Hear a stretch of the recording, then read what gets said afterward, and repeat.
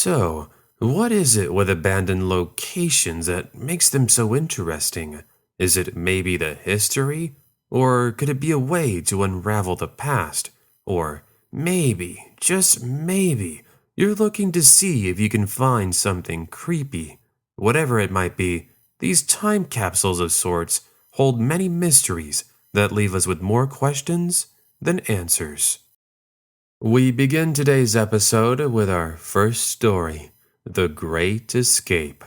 Hello, long-time listener. I'm writing this entry to you to go over what happened 5 years ago. For some context, I live in the Philippines, in a relatively safe small town. It's nothing special, and the population is somewhere around 3,000. As expected, living in a small town doesn't really mean there's anything exciting. The only thing resembling excitement comes in the form of a shopping mall. And although that's cool, for a 22-year-old like me, I wanted something a little more on the adventurous side. Therefore, I wanted to check out this old abandoned hospital that has remained dormant for the past 30 years. It's sort of a local legend. Apparently, it has a lot of unexplained activity. As for its location, it's pretty much in the middle of nowhere. You have to drive at least 45 minutes into the wilderness as you take abandoned dirt roads to get to it. Also of note is the fact there is very little in the form of housing, and with no sort of street lights or signs in general, it was very easy to get lost. Well, after we leave my house around 9 p.m., we get there around 10. We knew we had arrived when we soon reach an opening in the jungle. In front of us, our headlights shine upon the hospital. And so, we park, and we step outside. This place was as dark as you can imagine. The only form of visual came from our flashlights and our phones. This meant that anybody could be hiding in a dark corner, ready to jump out and attack. But this was a risk we were willing to take. Now, with those details out of the way, we make our way inside the building, which was only 2 stories from the looks of it, and it featured about 30 rooms in total. As we carefully step over debris and broken glass, I happen to look into what looks like a playroom. It was creepy because there were drawings of dolls and clowns, which I have a fear of, but that wasn't what made me scared. I walked up to the window for some reason, and I take a look outside, and that's when I noticed something. Out of all nights, and out of all places, there were headlights approaching from the road that we had just driven on under 30 minutes ago. I call my friend over, and we watch as the vehicle parks right next to mine. From there, we see 4 figures begin to approach the hospital. The question was, who were these people, and what would they do if they found my friend and I? We weren't sure, but as they get closer and closer, we can see more details. You want to know what was scary? These guys were armed, and it looks like they have ARs. We now started to rationalize, telling ourselves, maybe they were military men doing some sort of exercise. But again, why here of all locations? We listened to them talking, and that's when they say something that I still think of now. Find those trespassers. I want them ripped into shreds. No excuses. It was more or less something like that, albeit the details were a little more gruesome. We look at each other thinking, this must be the home or the base of some criminals. Perhaps they saw our vehicle parked, and they assumed someone had trespassed when they didn't recognize the build or the license plate. What to do? Obviously, we needed to get out. But here's the problem. These windows had bars, and there was no way we were going to squeeze through. This meant we needed another exit. So we return back to the hallway and start running to the opposite side. Right as we're about to turn the corner, we can hear the echoes of the men clearing each room one by one. One of their flashlights actually shines just a few feet from my friend, and we were scared we had been spotted. I don't think we were, otherwise they would have started to run. Sadly, when we turn the corner of the hallway, it ends right there. All that's here is an old desk. There was literally no other way to go. What to do? Time was running out, and these armed men were, I'd say, a minute from catching us red-handed. What to do? What to do? We could try hiding underneath the desk, but that was too obvious. We look around, and we see that in the top corner there is an old ventilation shaft. That was the key to victory. But could we reach it? We had to try. Carefully, we step on this old desk, hoping it wouldn't break underneath our weight. Luckily, it doesn't, and we open the ventilation shaft and crawl in. About 20 seconds later, the men turned the corner, and we peeked to see through. It was true. They were armed, and from the looks of them, they were serious in what they said, as they had bandanas covering their face. Are you sure you saw them come through here? I thought I saw someone. Maybe they went up to the second story. Come on, let's go check it out. That confirmed that one of them had seen us, but they probably thought they were just seeing things. Then, one of them suggests they check the ventilation shaft, the one we were staring at them from. Who we assume was the leader then tells this guy, Yeah, right. There's no way to reach it. Do you honestly think this desk will support our weight? This was it. They were going to try, and we were done for. However, when two of the men step onto the desk, it breaks, and we watch as they fall. I remember breathing a sigh of relief. There was now no other way up. See, I told you. Now, come on. Let's go check the second story. They probably went up there. They now walk off into the dark until eventually we can no longer hear them. Now, the next course of action. How and when do we get out of this hospital? I was already feeling uncomfortable with all the spider webs, and I think my friend was feeling the same. So, we decided to take a risk. We opened the ventilation shaft, and we peeked down. No signs of the men. Now was our chance to make our great escape, which we start doing. Mind you, we have our flashlights off, and we're trying to keep the noise to a minimum. All the while, one of them could pop out. Thankfully, that doesn't happen, but we still had one obstacle left. We saw a lookout standing by my vehicle. We weren't out of this situation just yet. So now the next question, how can we distract him? We think for a couple of minutes, then we come up with a genius idea. Let's grab some rocks. Let's throw them into the jungle. Hopefully, this will distract the man long enough for us to get in the car and leave. We do just that.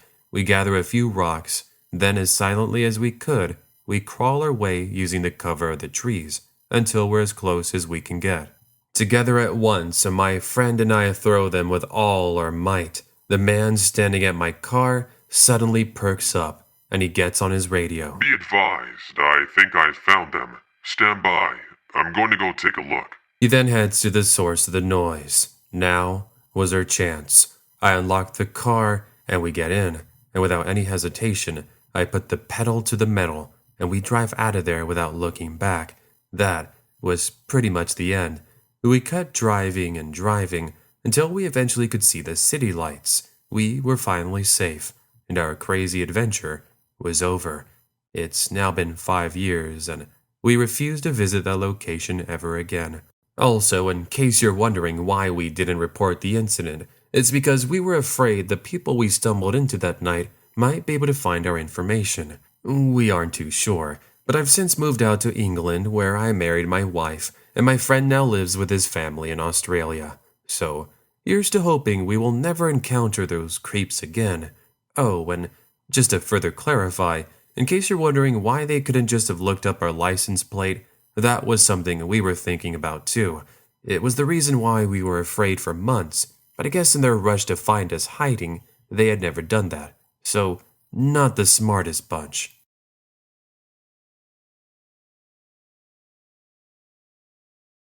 Story number 2. The Abandoned Department Store. Hey there, everyone. I'm writing in to go over a really creepy experience that happened to my friend and I. In this story, we will call my friend Hannah. Now, for some background context, both of us were 15, and this was in 2014. This also takes place in a small town in England. So one August evening, Hannah and I were in my room just watching videos on my computer and trying to figure out what we wanted to do this upcoming weekend. You see, Hannah was keeping me company while my parents were away. This was something we normally did since we were practically like sisters. Anyways, we started watching some really creepy and cool videos of people exploring abandoned locations. There were videos of people exploring homes, caves, tunnels, malls, and you name it. Well, we thought it would be pretty cool to spend an evening exploring an abandoned location. But where to look? That's when we remembered, on the other side of town, there was an old department store that had been closed for the past 6 months. They ended up going out of business, and thus the building and neighboring parking lot have remained dormant. Quite unfortunate for them, but it opened up an adventure for us. Now, before we set the plan in motion, we did a bit of research, and we were able to find some posts of people's time in the abandoned department store. We even found a blog where someone posted a detail-by-detail walkthrough. So, our curiosity was satisfied. Now, it was time to make the date. That date of sorts would be tomorrow evening, on a Sunday. We chose Sunday since most people are usually home getting ready for work. The chances of us being seen was very unlikely, especially since we went at night. So, Sunday evening. First stop, a bite to eat. We grab a couple of sandwiches and sodas at a nearby bakery, and we sat down and came up with our plan of entry. After 30 minutes, we get back on our bicycles and head to our destination where we arrive 20 minutes later. It's now close to 10 p.m. As expected, this part of town is completely silent. All you could hear were the sounds of crickets and the occasional howl of the wind. So, we park our bicycles next to a couple of trees, and we began looking around, making sure there aren't any security guards. The coast was clear. Next, we approached the main doors, but we notice it's all boarded up. This was when Hannah says, "Come on, let's go check the other side of the building. I'm sure there has to be another way in." With the flashlights turned on our phones, we slowly and carefully make our way to the back of the department store. Once we reach the back, we notice just how dirty this alleyway is. There is a bunch of broken glass, empty food wrappers, and soda cans everywhere. We even saw a bunch of needles, which told us this place definitely saw some sort of strange activity. This should have been our sign to leave, but we already were here, and we were not going to chicken out. Now remember how I mentioned all you can hear were crickets and the occasional wind?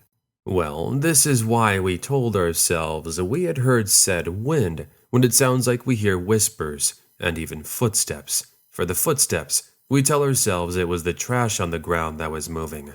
However, even with those explanations, we couldn't explain what looked to be like a shadow of a person moving further up ahead in the darkness.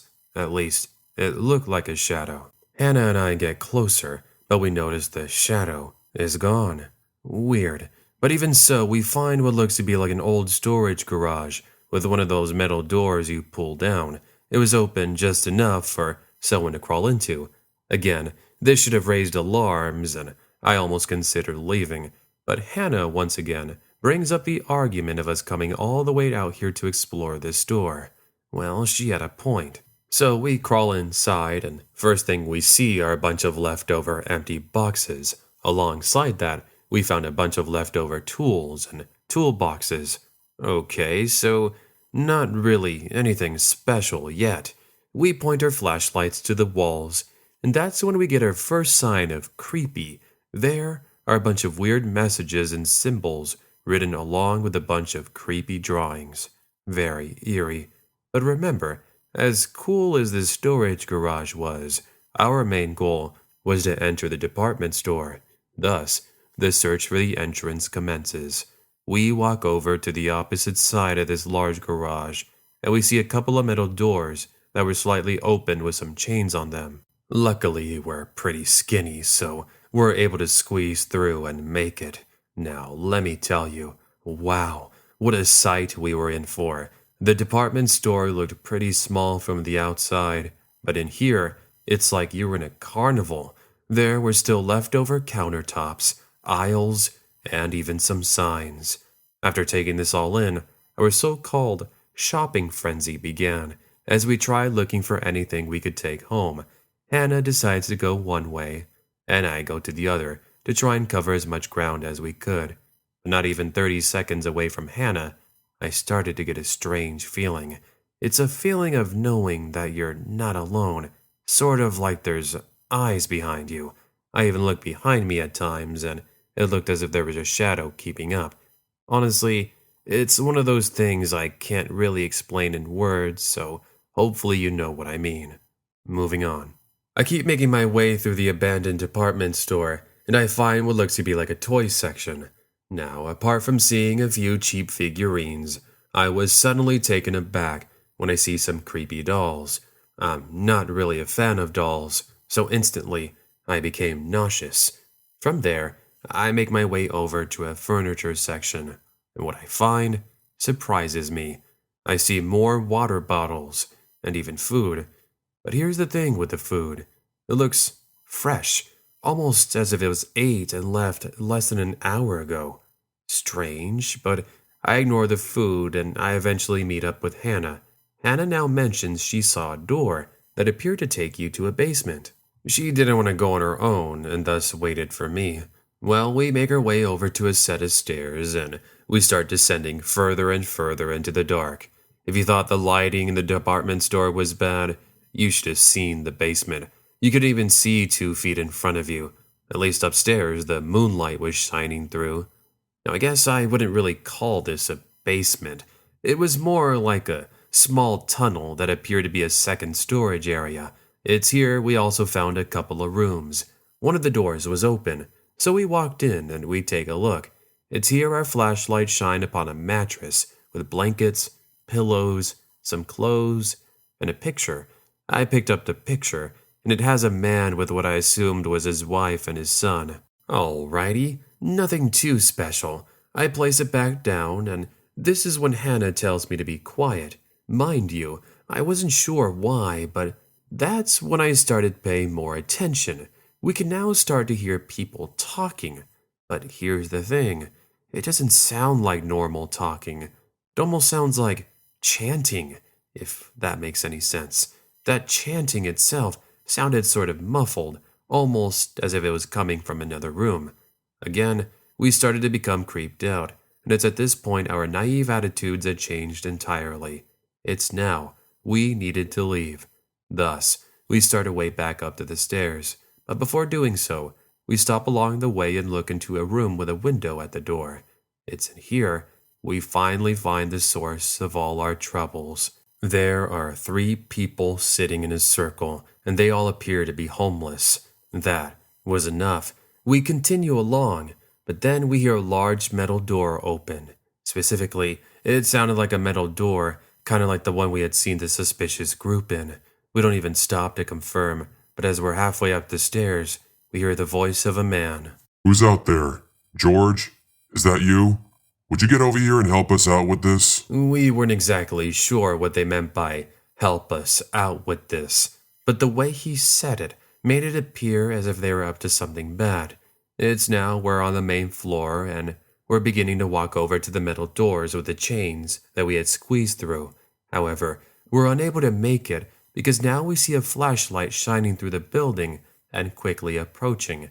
Hannah and I jump behind an old piece of furniture and we wait in silence, and a voice echoes close by. I'm telling you, someone else is in here. Look around and find them. We can't have them seeing what we're doing. If you find someone, you have permission to do whatever you want to them. Understand? That's more or less how I remember it going. It was really scary, and I remember thinking they would find us and that would be our end. As we sat there with all this adrenaline on the verge of crying, footsteps slowly passed us by. They were so close. It was a matter of moments before this was our end, and what made it worse was we could see they were armed. One had a crowbar, and the other appeared to have a machete. Here's the thing. They were too close. If we chose to run right there and then, they would have easily caught up to Hannah and I. There needed to be a plan, and we had to act quickly. We look around, and we see a couple of books. See where this is going? Without thinking, both of us grab a pair of books, and with the cover of the dark, We throw them as far away into the department store as we could. This appears to have done the job, because both of these creeps begin running to the sound of the books crashing on the ground. Now was our chance. As quietly as we could, Hannah and I get up and once again we make our way to the door. We squeeze back into the storage garage. However, when we're about to crawl out, we see something that stops us in our place. Outside, we hear more talking, along with what looks to be even more flashlights searching the area. Hannah and I take a peek, and we wait until they walk to the other side of the back alleyway. Once they were no longer in sight, Hannah and I book it, heading to where we had hid our bicycles. Thankfully, they were intact. The last thing I remember us seeing were a group of about 10 strangers walking in front of the department store. And that was it. At first, we didn't want to tell anyone because we were afraid we would have gotten in trouble for entering. Soon, we realized this was a dumb way of thinking. We tell ourselves, why don't we just tell the police we were riding our bicycles in the area? We can tell them we saw some suspicious people walking around the department store. That should be a good idea. It was a genius idea. So we mentioned it to the police, and they told Hannah and I they would investigate. The only thing is, this was until a week later, which by this point, all officers found was trash and signs of people living in the building. At the end of the day, we never did find out who those people were because the building was removed a couple of weeks later to make room for some new apartments. Construction has now begun, and the mystery of those individuals remains unsolved until this day.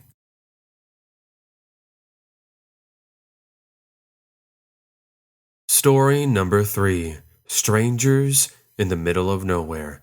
Growing up, being a single child wasn't exactly the most fun. It also didn't help that I lived in a pretty boring and small town in northern Iowa. At the time this creepy experience I want to retell you about takes place, it was around 2004, and I was 17 years old. So, it's not like I was a child or anything, since I had my own car and pretty much did whatever I wanted, just so long as I came home before 10 p.m. One thing I enjoyed was photography. I don't know, but something about capturing images and having them forever was something that really brought me joy. Therefore, I oftentimes would drive for hours just to find random locations where I could take photographs. Whether it be the sunset, some mountains, a lake, animals, you name it, I was in it for the adventure. One day during one of my classes, my teacher gave us a photo assignment. We were to take a series of photographs, then write a small paper on why we thought that location was interesting. Of course, I could have just gone into town and taken a picture of something boring like a building or the park, but I wanted to stand out. What could I photograph that others would be jealous of? I got to thinking, and the next day, I tell myself, you know what would make this photo project even more interesting? I should try and find an abandoned location. I should photograph that. Thus, the decision was made. But that presented another problem. Where was I going to find an abandoned location?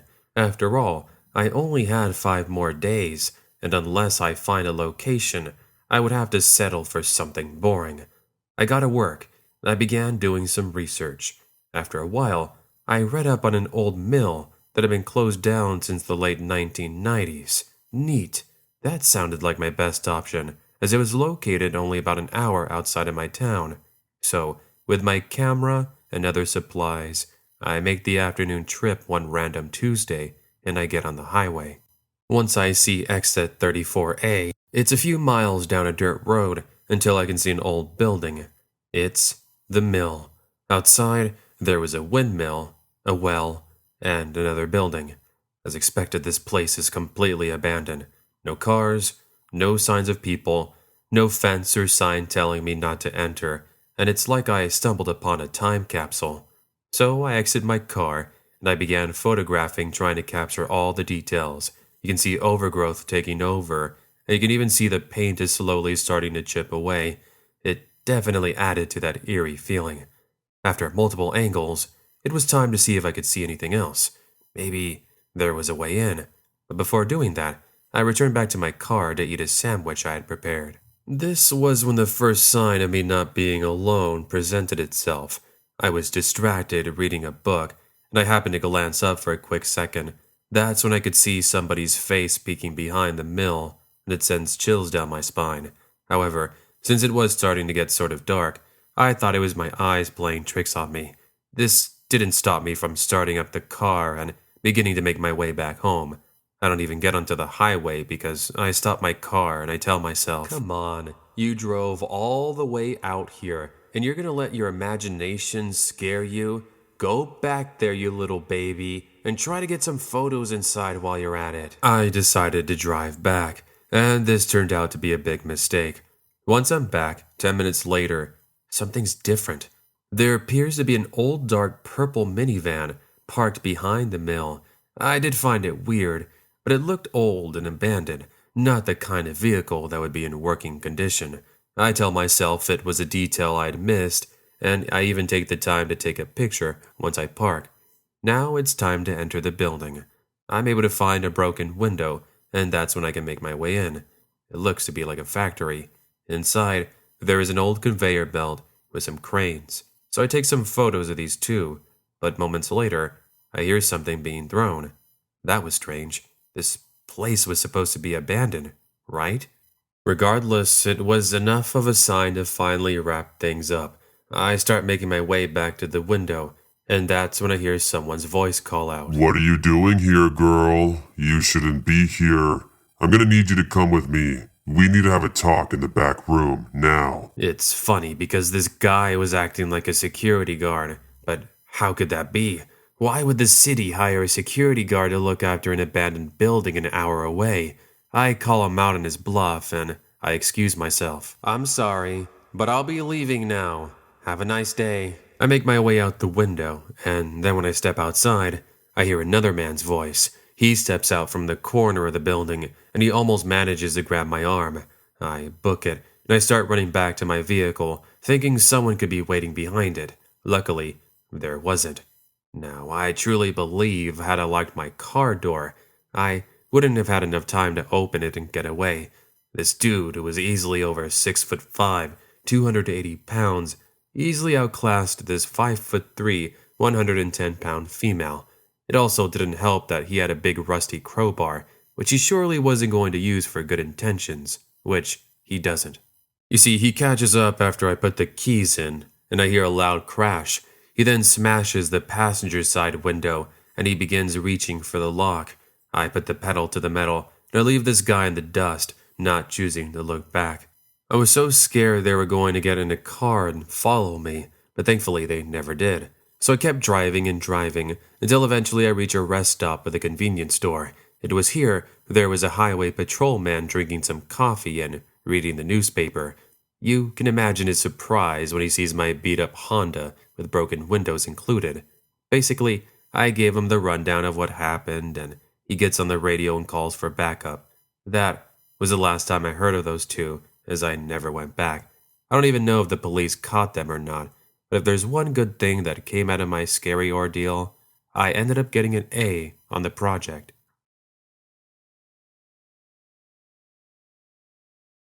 Story number 4. Abandoned Cabin Wolves. This happened less than a month ago. For some context, I'm male and I'm 20 years old, and it was summer break.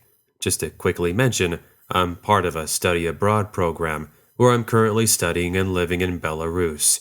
I'm originally from a small town in Pennsylvania. Now, I really enjoyed this city life and the culture, especially the food, so you couldn't really blame me when I decided to stay in the dorm instead of returning back to the States once the semester had ended. Luckily, I'd met some pretty cool college students while studying here. This recollection will involve one of my college friends, who we will call Elias. Elias and I pretty much became like long-lost brothers. We would study together, go out on Friday nights, and just play video games until 3 in the morning. However, this one weekend was a bit different than others. It would be a weekend that would have us quite literally running for our lives. So, what do I mean? Elias and I had planned to take a 3-day road trip. It would have us taking a predetermined route that would allow us to see long-lost relics of the past, specifically from the 1940s. We're both history nerds, which was why we really wanted to check out some of these places, which included battlefields and abandoned buildings. In our research to plan out our best predetermined drive, we found out about an area up in the woods. It was supposed to have an abandoned fort and village. Really cool, and thus we set out on an early Thursday morning and we began our adventure. After driving hours and hours into the wilderness, we noticed our GPS was pointing us to a road that was unmarked. Sadly, it was closed off by a barrier, and thus we were unable to continue. Still, we had come all this way, and we weren't going to allow some silly barrier to stop us. Therefore, we drove around for another 10 or so minutes until we were able to find a path that appeared to be man-made. Then we started to drive down, and things looked really eerie. The trees were old, this road itself was damaged, and you couldn't see any signs of civilization anywhere. So we arrived to the so-called abandoned location, only to be disappointed. Apparently, we were way off when it came to doing our research. We later determined we were an hour from where the fort and the village was located. However, funny enough, we did find some old abandoned cabins.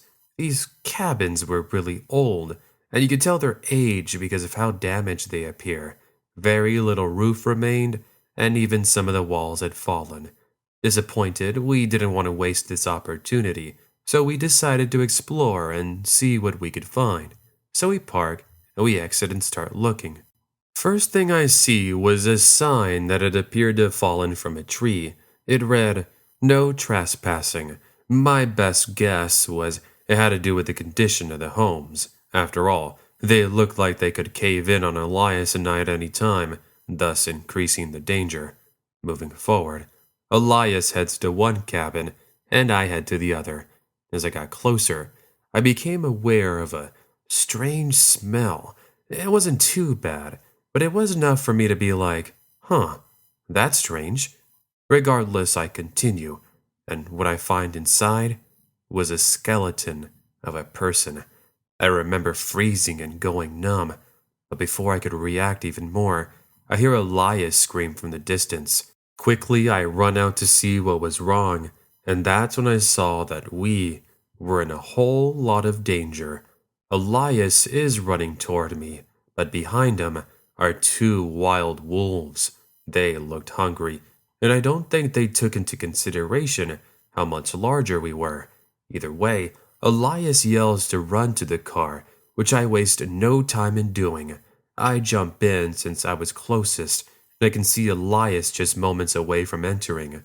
These wolves are inches away from sinking in their teeth, and one of them jumps. Elias literally superhero dives into the back of the vehicle, and quickly we close the door, and we watch as the two wolves jump back and forth like a pack of wild velociraptors. Eventually, they give up after 20 seconds, but the fear Elias and I had on our face remained for hours after.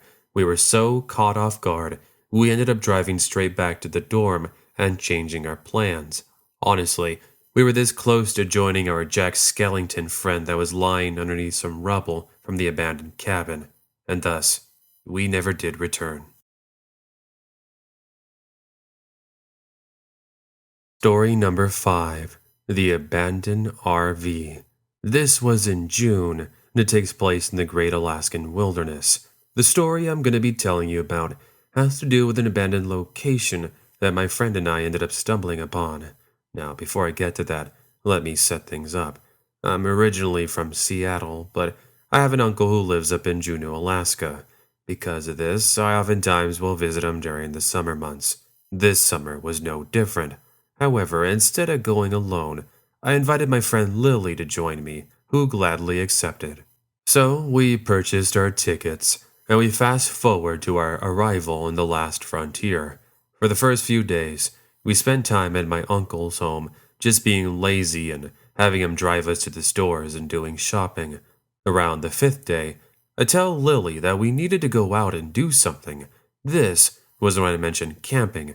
She liked the idea, and so we tell my uncle, and he has an awesome reaction. "Why didn't you girls tell me earlier? It's been 2 years since you last visited, but since then, your aunt and I have purchased a cabin up in the mountains. If you want, I'll give you the keys, and you two can go spend a couple of nights in the wilderness." My Uncle John was awesome, and we were ecstatic to have a cabin in the woods all to ourselves. With that, the plan was set. We spent an entire day purchasing groceries and other necessities, and then the following day, we make the drive up. Of course, our uncle made sure to give us directions, so it's not like we were just driving somewhere randomly. While driving up to the cabin, however, we did notice an old RV with a shed next to it that seemingly appeared to be abandoned. Both of us thought the side of that RV was odd, but then I recall it looked just like the old RV my uncle used to drive.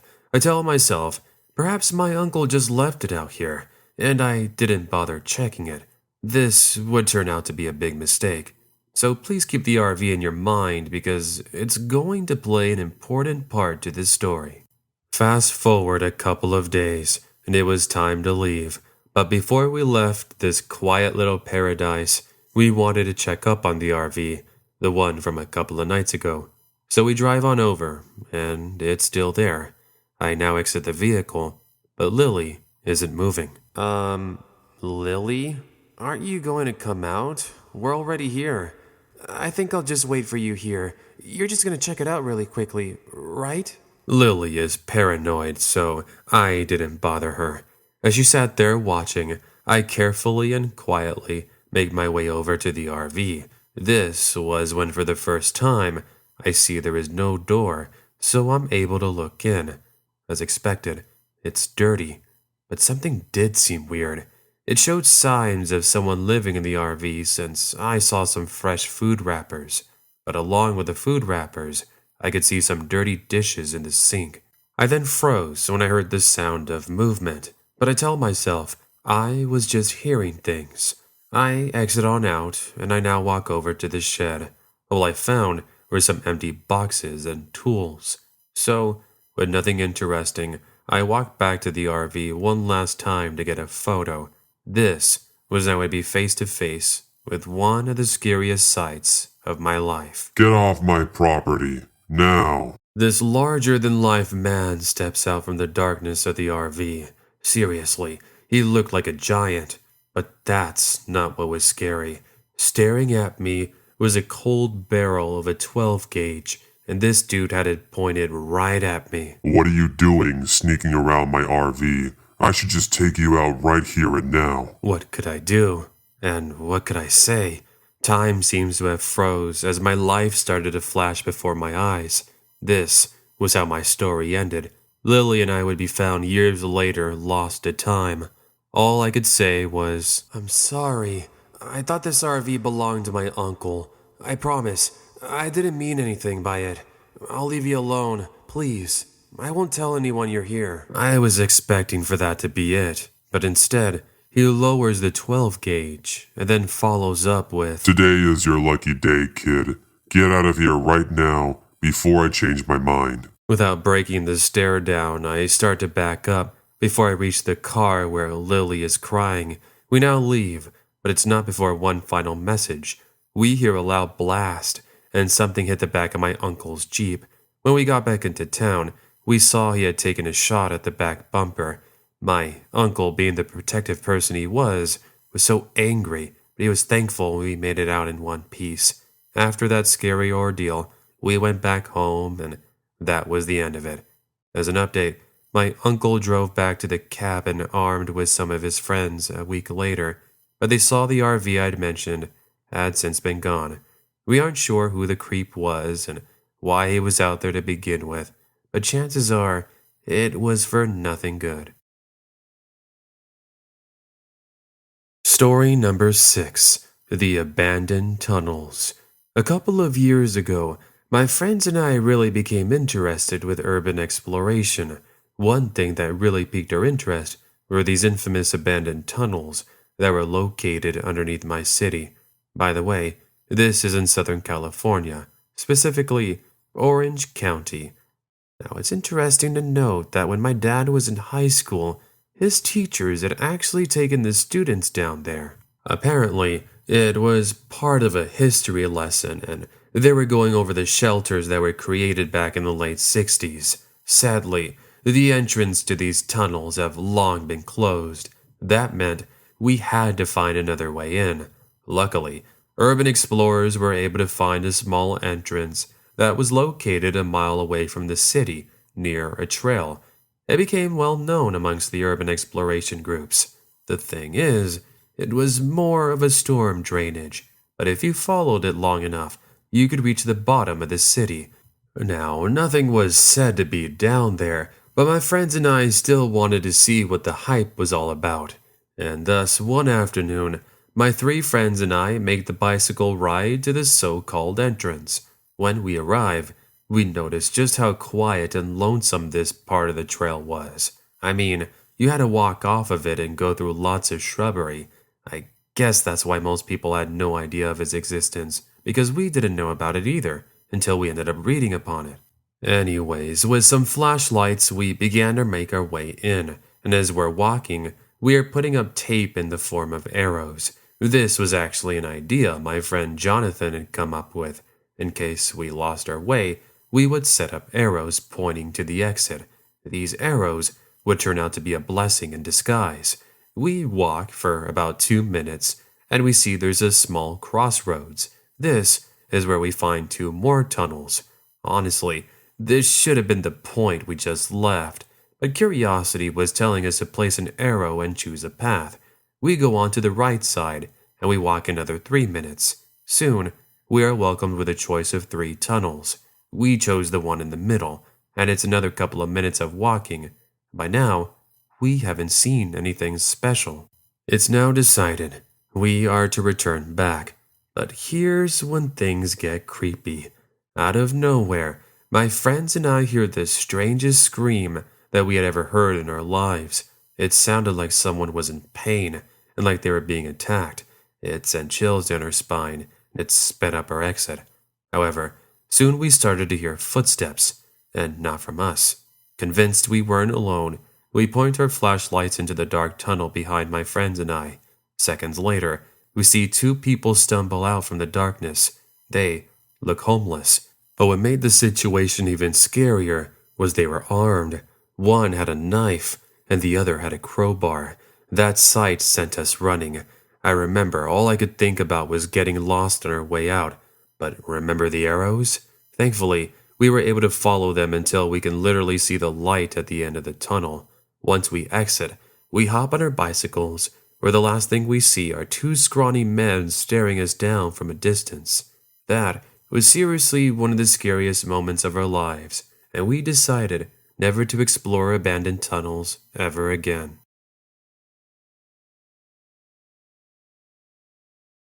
Story number 7. New Year's Eve Exploration. A little bit of context should give you an insight into the sort of person that I am. I'm male, and I was 24 when this happened. Now, I'm a real big fan of urban exploration. I don't really do it too much now, but when I used to, I would grab a camera and check out abandoned malls or even homes. With that, I want to take you back to New Year's Eve 2013. It was my girlfriend Chloe, my now wife, and myself celebrating our 3-year anniversary. On this special night, we wanted to welcome the new year with something fun. While our friends spent their time partying, Chloe and I, on the other hand, chose to spend our New Year's at an old abandoned mall on the other side of town. We chose this place because at the very top, you got a perfect view of our city. The mall, which was open for almost 30 years, was located at the top of a hill. As for the mall's history, it had closed down due to poor sales. Anyways, we were looking to catch the fireworks just like we did on the 4th of July. So, here's what happened that night. It was a colder than average December evening, and we embarked on our 30-minute adventure to the abandoned mall on the other side of town. We arrived close to 11 p.m. with a bottle of champagne and some snacks. From there, we made our way up to the roof using one of the fire escape staircases. So far, everything seems normal, and apart from the bit of debris, things were pretty nice. Fast forward the next hour, and the fireworks had just finished showing for the evening. it was time to go back. However, we still wanted to finish this night with something else. Therefore, we think why not try to find an entrance? After all, we had entered before using a window on the roof. This window was still there, and thus we made our way in. Not even 5 minutes of running like kids and screaming at the top of our lungs, we ended up hearing what sounds like shots. This is all inside this abandoned mall, by the way. Chloe and I quickly run to cover, and we are now fearing someone could be armed. But even so, we tell ourselves it was most likely somebody shooting fireworks. But a minute later, we take a peek from the second floor, and this is when we're able to see a couple of guys shooting off rounds at random. Hey, who's up there? This is our secret spot. Get out of here right now. Whoever this guy was clearly sounded as if he was out of it. Guess it went with the spirit of New Year's, right? Regardless, here we are in this abandoned mall, and there is a possible maniac on the loose. Or should I say, maniacs. There they are. Hey, why don't you two come down here and join our fun? That wasn't happening. We don't say a single word because we basically sat there behind the cover as they once again begin firing. I'm pretty much covering Chloe, trying to keep her safe. After around 20 pops, things go silent. It's now we realize we need to leave, as we're fearing they would come up to the second floor. But the problem was, we are at least a minute run away from where we entered. If they got to the second floor, they could easily take us out, if that's what their intentions were. Well, I take a peek from behind this planter, and both of them are now heading toward the escalators, which of course don't work anymore. This was our chance. The escalators are located at an angle where they would have no sight line of Chloe and I. I tell her to run, and we make the minute run in about 35 seconds. By this point, we're so far from the two strangers, we can no longer see or hear them. We waste zero time getting off of that roof and running back to the car, and we pretty much book it back to my place. So, a creepy night for sure. But one thing we did learn was to never explore abandoned locations again. You just never know who you might find.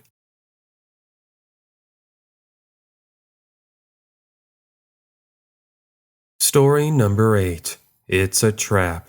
Sweet, it's story time. To give you some context, I was born and raised in the city of Reno, Nevada.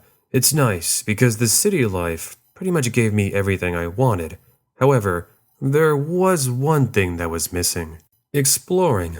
Now, I know what you're thinking. What kind of exploring are you talking about?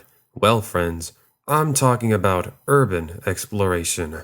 I don't know, but something about entering abandoned places was so intriguing to me, and that's why I started looking up these locations using Google Maps. After some time, I explored homes and even found an abandoned metro. The abandoned metro day was cool because I stumbled into fellow urban explorers while I was there, but those stories were pretty uneventful. I know what you want. Something creepy. That's why I have this experience to share with you that happened last week. So, there I was.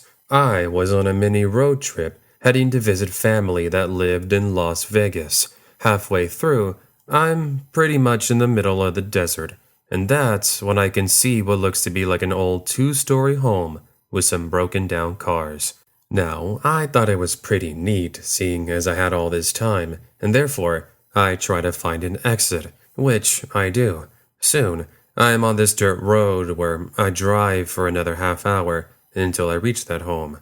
As per usual, when it comes to exploring abandoned locations, I make my presence known by yelling out about my arrival. The reason is because there was one time my friend and I explored a home, and we stumbled into some homeless people. Let's just say they weren't too happy with us disturbing their fun time. I'll leave it at that. Take what you will with that information. Anyways, I don't get a response, and thus I start to make my way in. First thing I notice was the floor. It's rotted wood, and it doesn't feel like it was hollow. I don't pay attention to this, and I continue searching. I now walk into what looks like a kitchen, where I'm able to see a bunch of glass pipes, some trash, and even a few needles. Luckily, I always kept a pair of heavy-duty boots and gloves in the back of my Suburban, just in case, so I make sure I don't poke myself. Next thing, I find some old photos that had pictures of a family. From the quality of the images, I date them to the early 1950s. I then place them back down, and I continue searching. For the next bit, I just find some messed up graffiti and food wrappers. Nothing too special. But remember I said this home was 2 stories? That means it's time to check out floor number 2. So I start to make my way over to the staircase, and this is where I get my first sign of something being wrong. Since I hadn't properly looked at the staircase when I entered, I hadn't noticed there was a bunch of broken glass spread apart on each step. I found this really suspicious because it almost looked like a trap. But you want to know what really made this bad? It's when I shine my phone light further up, I'm able to see a wire around face high. A possible trap? I walk to the side of the staircase, and I now shine my phone onto the opposite side. That's where I'm able to see what looks to be like the end of a drill. Now, to test things out, I grab a piece of old wood, and I hit the wire. I'm now taken aback when this drill slams down so fast it stops right before my eyes. What was scary was had I not seen the wire and activated it, that drill would have gone right through me. I got the chills, and I run out of that home not really scared anymore, but angry to think someone had the time to make this. That's what I found messed up, but that's pretty much the story.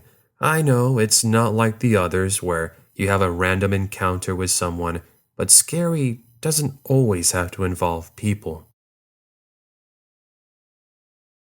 Before we get to the last story, I just wanted to say thank you very much for watching.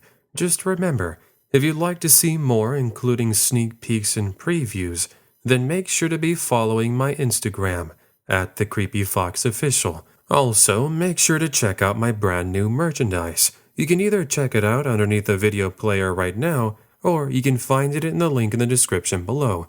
Oh, and before I forget to mention, make sure you stick around until the last 3 to 5 minutes of the video. I'm going to start this new thing where I'll be responding to your comments as well as answering questions. It was pretty fun to record, and I'm probably going to do it in the future. But yeah, let's get on to the last story.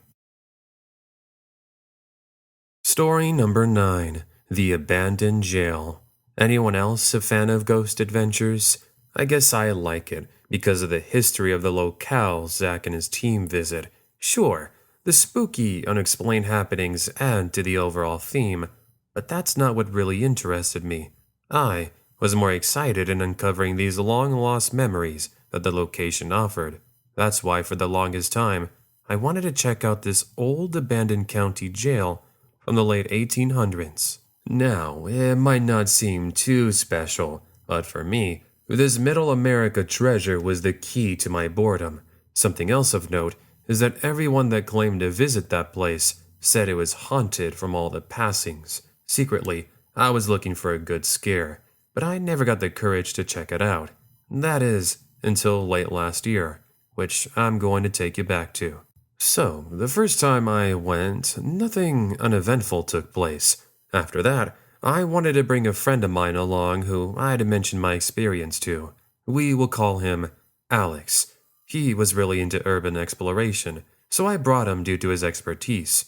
Anyways, we made the drive from our small town in Missouri, and we arrived at the location about an hour later, which it's now about 4 p.m. As expected, the place is deserted.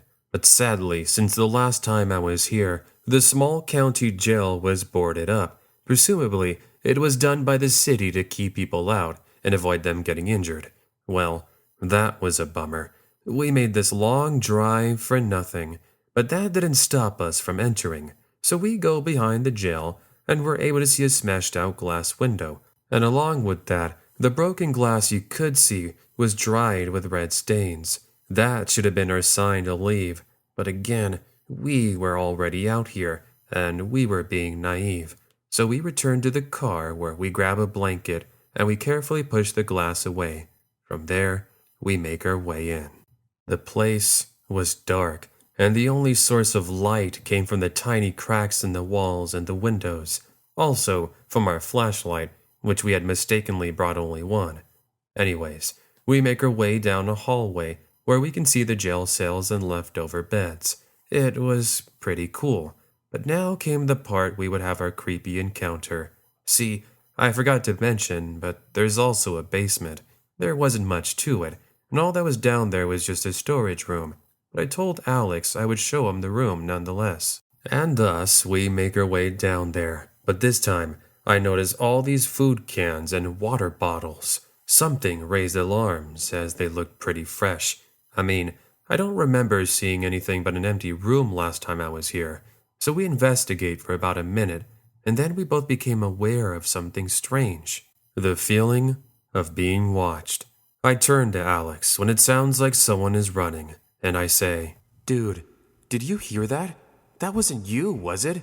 I'm standing right next to you. Of course it wasn't me." Then we hear what sounds like footsteps closing in. This was when we shine our flashlight to a dark corner, and out step two men in hoodies. "You two kids shouldn't be here.